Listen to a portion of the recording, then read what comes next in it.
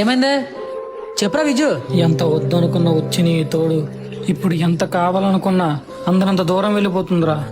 తన కోసం ఎంతో కష్టపడి ఇష్టంతో కొనిచ్చిన చీర మొహాన్ని కొట్టిందిరా. ఈరోజు తనకి హెల్త్ బాగోపోతే దగ్గరుండి హాస్పిటల్ కూడా తీసుకెళ్ళిన దూరం పెరిగిందిరా. తను ఎవరో తెలీదు, నా లైఫ్లో కిందకి వచ్చిందో తెలీదు, తన కోసం ఎందుకు ఇంతలా మారానో తెలీదు. ఒక్కటి మాత్రం తెలుసురా, తను లేకపోతే ఒక్క క్షణం కూడా ఉండలేనని. రే విజు, ధైర్యంగా ఉండరా.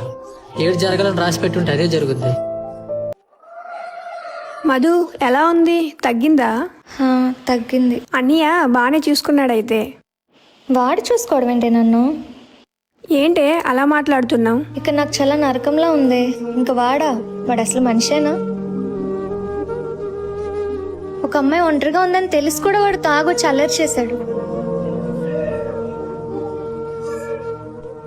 వాడి గురించి ఎంత తక్కువ మాట్లాడితే అంత మంచిది. హే, నువ్వు నా ఫ్రెండ్ కాబట్టి సరిపోయింది. అదే వేరే అమ్మాయి ఉంటే చెంప చెల్లుమనేది. అసలు ఏం తెలిసే నీ గురించి? ఒక మాట చెప్పు, వాడు తలుచుకుంటే నిన్ను ఎప్పుడో వదిలేయచ్చు, కానీ ఆ పని చేయలేదు. నీ మీద అంత ఇష్టం లేకపోతేనే నిన్నెంతలా భరిస్తాడు. నీకు జ్వరం వస్తే వాడు బాధపడ్డాడు. ఏంటి అలా చూస్తున్నావు? ఒక్కసారి ఆలోచించావా నీకు బాధైపోతే నాకెలా తెలుసని? నువ్వు అంటుంటావే వాడు వీడని, వాడే చివరిసారిగా ఒకటి చెప్తున్నాను. ఒక మనిషిని అర్థం చేసుకోపోయినా పర్లేదు, కానీ అబద్ధం మాత్రం చేసుకోవద్దు.